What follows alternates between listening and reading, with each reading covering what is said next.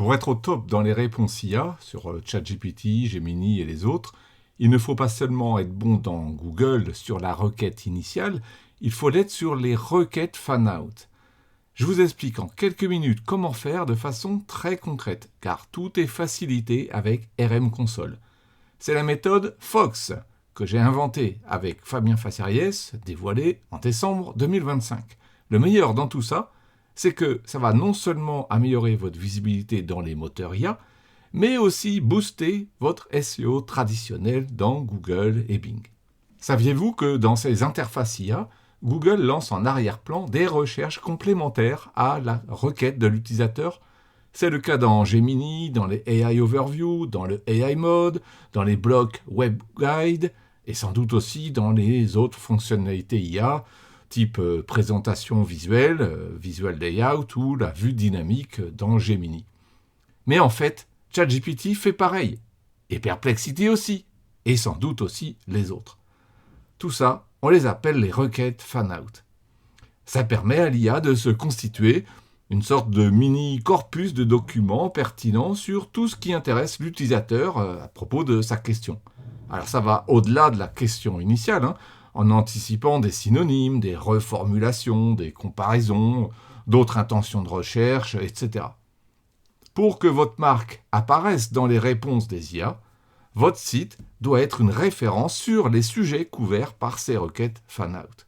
Mais ça ne suffit pas. Sur le site, il faut aussi travailler la forme, on pourrait parler par exemple du chunking, et en dehors du site, il faut des mentions de la marque sur les sites appréciés par les IA. Je vais vous détailler tout ça. Mais tout de même, les pages qui se positionnent dans le top 10 de Google sur de nombreuses requêtes fan-out, celles qui sont liées à la requête initiale, elles sortent bien plus souvent dans les AI Overview que celles qui se contentent de se positionner uniquement sur la requête initiale. Alors par exemple, celles qui sont dans le top 10 pour au moins 9 requêtes fan-out, vous voyez dans cette étude, sont 6 fois plus présentes dans les AI Overview que les pages qui rentrent sur aucune fan-out. Là, je compare 57% de présence tout à droite contre 9% tout à gauche, selon cette étude parue fin 2025. Ok Olivier, mais alors, je fais quoi? Eh bien, tu vas suivre la méthode Fox. C'est notre nouvelle innovation, Fabien et moi, chez MyRankyMetrics. On adore innover. On l'a fait par exemple avec les fameuses pages zombies, avec le maillage interne IATG, etc. Alors Fox, c'est quoi?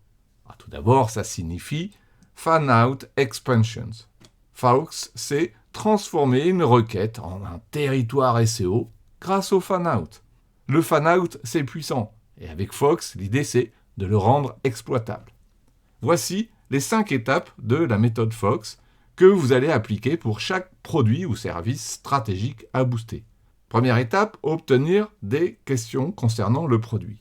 En ciblant uniquement des questions avec intention commerciale ou transactionnelle qui correspondent vraiment à la marque et à ses personas.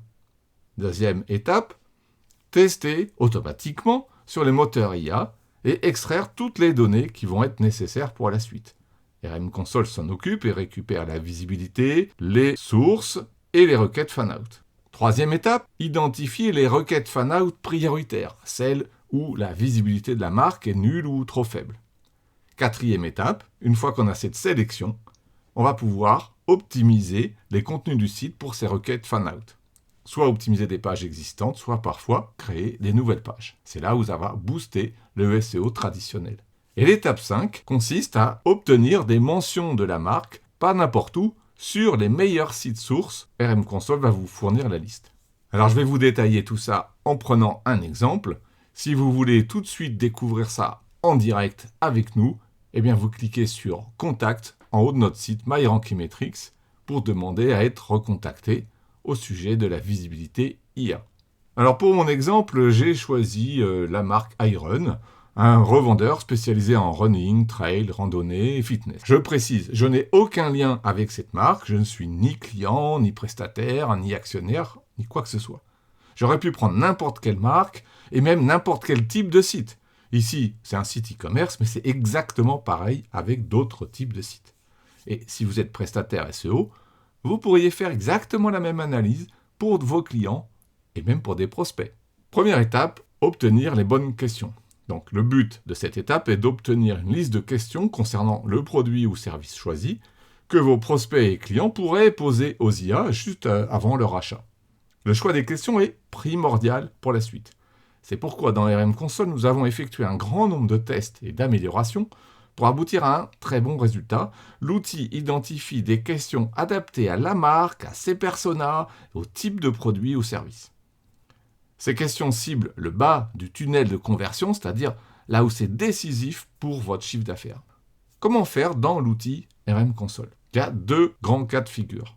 Le premier cas, à gauche, vous n'avez pas encore d'analyse de visibilité IA pour la marque. Dans ce cas-là, vous allez ajouter une analyse de la marque en indiquant l'URL de la page du site qui est la plus pertinente pour le produit ou service que vous voulez travailler. Ce n'est pas forcément la page d'accueil. Ainsi, les questions seront vraiment ciblées sur ce produit ou service. Et bien entendu, vous allez activer des lancements sur Gemini, il faudra une version au moins 2.5, et sur ChatGPT, il faudra une version 5 ou supérieure. Je vous montre tout de suite où est-ce qu'on va lancer cette analyse de marque. Donc ici, je suis dans l'interface, mais si pour l'instant j'ai créé aucune analyse de marque, j'arrive ici. Je clique sur Ajouter une analyse de marque, et j'ai un assistant en quelques étapes qui va m'aider à définir une nouvelle analyse de la marque. Donc ici, je vais indiquer le nom de la marque. Je rajoute l'URL de la page la plus pertinente pour cette analyse. Je répète, ce n'est pas forcément la page d'accueil. Et je vais enchaîner les étapes comme ça. Je vais obtenir un certain nombre de questions qui auront été ciblées sur la marque, sur ses personas, précisément pour le produit ou service qui m'intéresse le plus. Je ne vous détaille pas ça, vous avez une vidéo qui vous explique les détails. Deuxième cas, on est à droite. Cette fois-ci, vous avez déjà fait une analyse de visibilité IA pour cette marque. Mais vous avez un nouveau produit ou service à étudier. Et donc là, la question c'est, attention, est-ce que le marché et les concurrents pour ce produit ou service sont différents de ceux de l'analyse que vous avez déjà faite? S'ils sont différents, ça veut dire que vous avez des nouveaux concurrents à étudier. Il ne faudrait pas tout mélanger. Dans ce cas-là, je vous conseille de refaire exactement comme le cas numéro 1. Vous allez lancer une nouvelle analyse de la marque. Oui, pour la même marque, vous pouvez lancer autant d'analyses que vous voulez. Si vraiment vous voyez que c'est exactement les mêmes concurrents sur le même marché. Je reprends mon exemple pour la marque Iron. Admettons que la première analyse, je l'avais faite pour les chaussures de running hommes. Et je voudrais refaire maintenant pour les chaussures de running femmes. Je considère que c'est le même marché avec les mêmes concurrents. Dans ce cas-là, je vais le faire différemment. Mais si je vais rajouter la thématique des packs de nutrition ou les montres connectées, eh bien là, c'est peut-être des concurrents différents, c'est un marché différent. Je préfère faire une nouvelle analyse de la marque. Je vais vous prendre un exemple pour le cas où c'est non. C'est-à-dire que le marché et les concurrents ne sont pas différents, c'est les mêmes. Donc on va juste ajouter des questions dans une analyse de marque qui était déjà présente. Dans l'interface, ça se passe comment? Je vais dans l'onglet « Questions ». J'ai déjà des questions. Je vais juste cliquer sur « Ajouter des questions ». Je vous conseille quand même, dans ce cas-là, si c'est pour un nouveau produit ou service, de les regrouper dans un thème. Donc vous cliquez sur « Ajouter un thème », vous mettez son nom, sa description. Soyez bien précis. Vous cliquez sur « Utiliser ce thème », puis sur « Obtenir des idées de questions ». C'est aussi simple que ça. N'oubliez pas à la fin d'activer Gemini et ChatGPT. Gemini en version au moins donc 2.5 comme ici, et ChatGPT en version, je vous conseille au moins la version 5, sinon les requêtes fan-out ne sont pas terribles. Donc vous voyez ici, grâce à l'assistant d'analyse de marque dans RM Console, j'ai obtenu une série de questions qui ciblent des produits stratégiques pour la marque et qui sont répartis en plusieurs thèmes. Vous pouvez voir les thèmes ici, avec les scores de visibilité sur chacun de ces thèmes. D'ailleurs, je me rends compte ici que pour certains thèmes, la marque est très très bonne, et pour d'autres, par exemple la nutrition, il y a du travail à faire. Donc là, on a obtenu les questions juste en utilisant un assistant qui va les générer tout seul. Vous pouvez aussi profiter d'un autre module dans RM Console qui est situé ici dans mots-clés, requêtes. Donc là, je vais basculer sur un autre projet pour vous faire la démo. Et vous cliquez sur requête conversationnelle. Et vous aurez en bas une vidéo qui vous explique tout. L'idée, en fait, c'est que RM Console va dénicher les requêtes conversationnelles que votre audience fait déjà dans Google et qui sont fournies dans Google Search Console. Donc, ce module requête conversationnelle nécessite d'avoir Google Search Console pour le site étudié. C'est pas nécessaire dans Visibilité IA, où là, on analyse juste la marque, n'importe quelle marque, on n'a pas forcément besoin de Google Search Console. Ceci dit donc, je répète, les requêtes conversationnelles sont très intéressantes. Pourquoi ? Parce que ce sont celles de vos personas, de vos prospects, de vos clients, des données réelles. Vous pourriez très bien les utiliser et les rajouter ou en rajouter certaines dans le module de Visibilité IA. L'étape 2 consiste donc à analyser la Visibilité IA. Ici, vous n'avez rien à faire. Tout est automatique parce que RM Console envoie toutes les questions que vous avez définies au moteur IA de votre choix et ensuite l'outil identifie automatiquement dans les réponses qui sont fournies la présence des marques, les scores de visibilité. L'outil identifie toutes les sources, les sites, et récupère toutes les requêtes fanout. Je continue sur mon exemple. Ici, RM Console a mesuré que la marque Iron a une très bonne part de voix.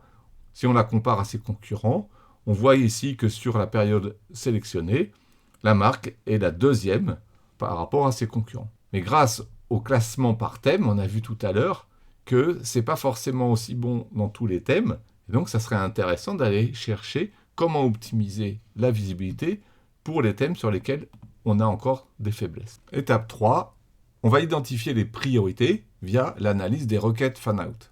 RM Console a récupéré toutes les requêtes fanout. Je précise qu'il s'agit des requêtes choisies par les moteurs IA qui correspondent à des intentions de recherche majeures pour les produits et services que j'ai adressés avec mes questions. Je prends un exemple ici, je clique sur la première question et je vais revoir la réponse qui avait été fournie donc par Gemini. On voit la sélection des marques, la marque étudiée est présente ici et la liste des requêtes fanout est là. Donc si je reviens sur mon onglet, je vais voir que le plus efficace, à part de fournir la liste totale de toutes les requêtes fanout, il y en a quand même beaucoup ici, plus de 6000, vous avez de quoi faire. Le plus intéressant ici, c'est que RM Console permet d'identifier les requêtes fanout pour lesquelles votre marque sort très mal dans les IA sur les questions concernées. Il suffit de filtrer les questions en fonction du score de visibilité obtenu par la marque. Vous avez une visibilité de 0 si la marque n'a jamais été mentionnée dans les réponses pour la question concernée. Et un faible pourcentage, comme ici 1,9, signifie que la marque est trop souvent absente. Si vous ne faites pas cette sélection et que vous prenez les requêtes fanout d'un seul coup, vous risquez de bourriner en créant des tonnes de contenu sur toutes les requêtes fanout. Grosse erreur, à mon avis, car vous risquez de créer des contenus dupliqués ou de faire de la suroptimisation. Donc moi, je préfère trier par visibilité de la question qui a déclenché les requêtes fanout avec, en premier, les moins bons scores. Alors ici, j'ai trié par visibilité. Et je vois par exemple pack nutrition performance sportive avec une visibilité à 0. Clairement, il y a un problème parce que ce produit est stratégique pour la marque et pour l'instant, la visibilité est à 0.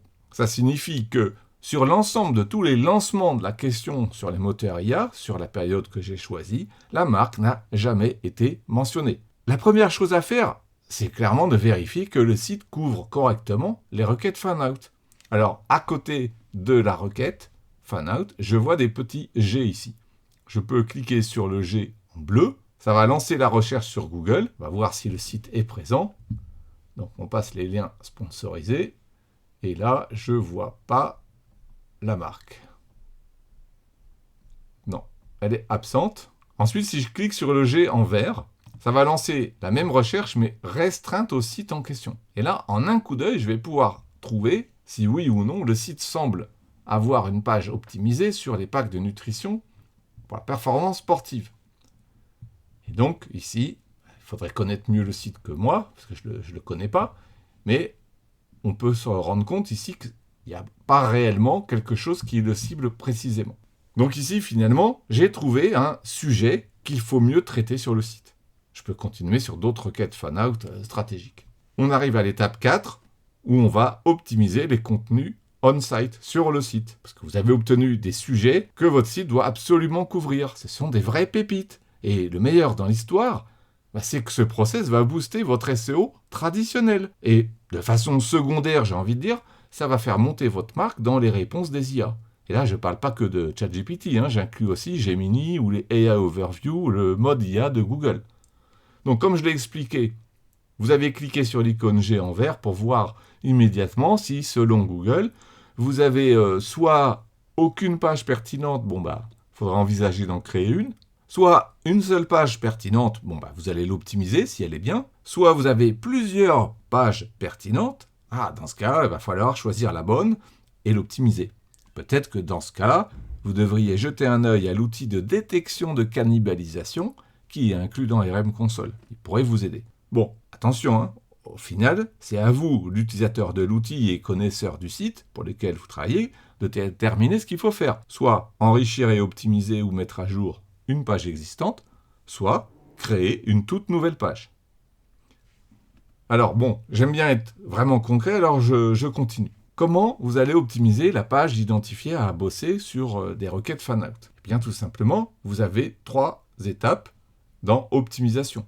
Vous allez cliquer sur Page à optimiser et vous vous laissez guider dans les suggestions d'optimisation qui sont essentiellement éditoriales, un petit peu de technique également si jamais vous aviez fait un audit technique du site.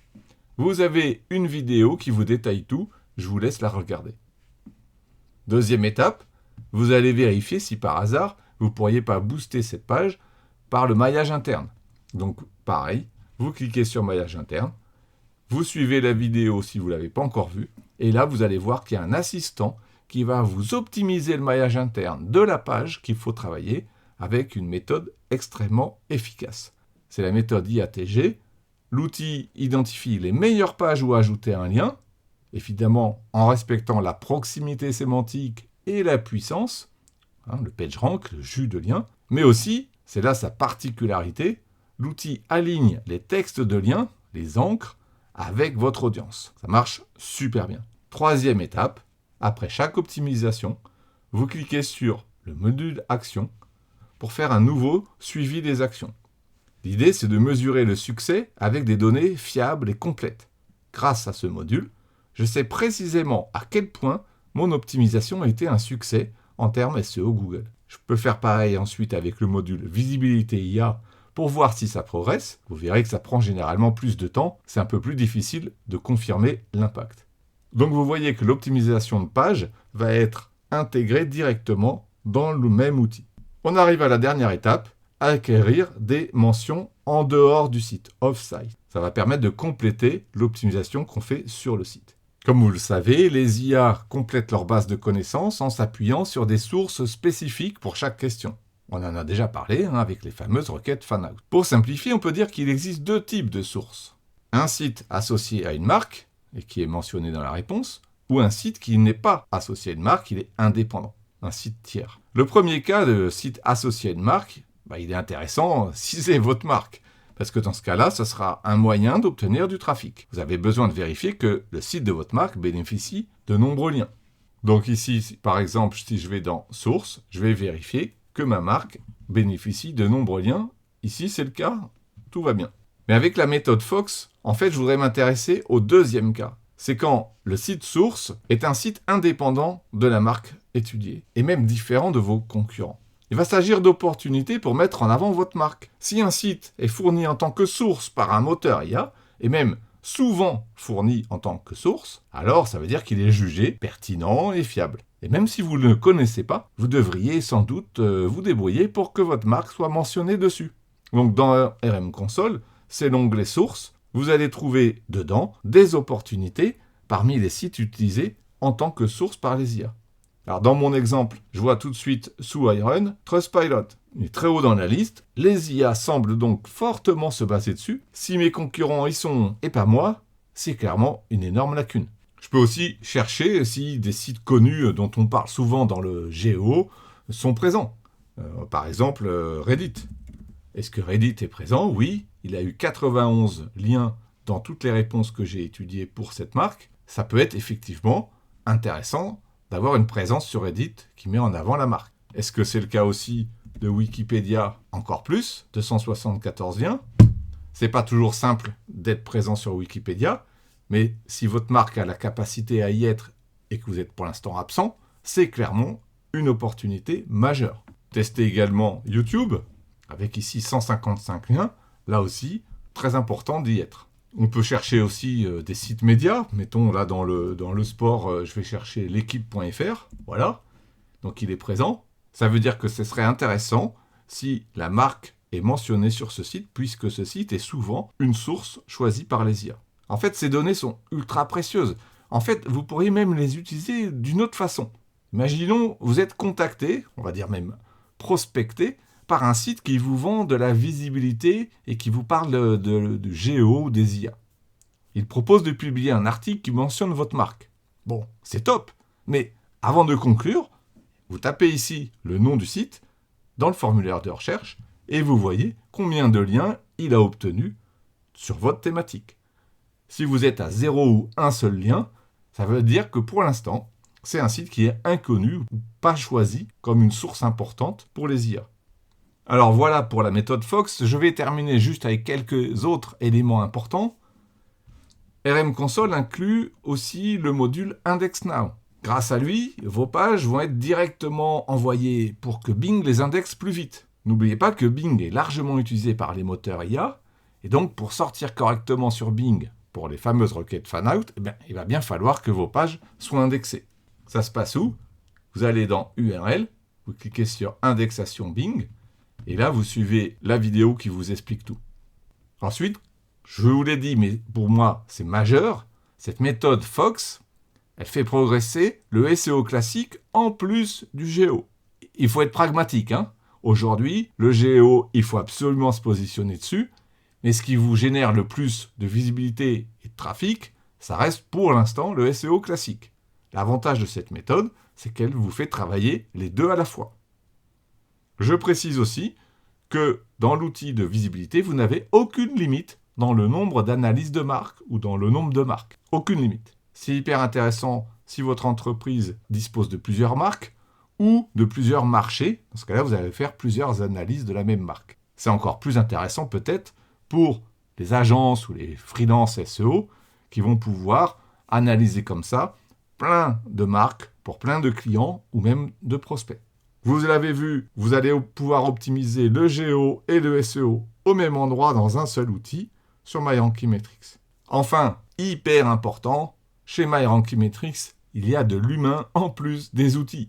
On accompagne les clients qui le souhaitent dans l'enchaînement de nos outils et de leurs fonctionnalités. On va prioriser l'ordre selon chaque projet et chaque audit. Ce coaching se fait par mail, il est gratuit. Il suffit de cliquer sur le SOS qui est en haut de page et de demander à être accompagné. Mais plus généralement, si vous avez des questions sur cette méthode Fox et sur l'optimisation GEO, contactez-nous via le formulaire de contact. Merci et à très bientôt.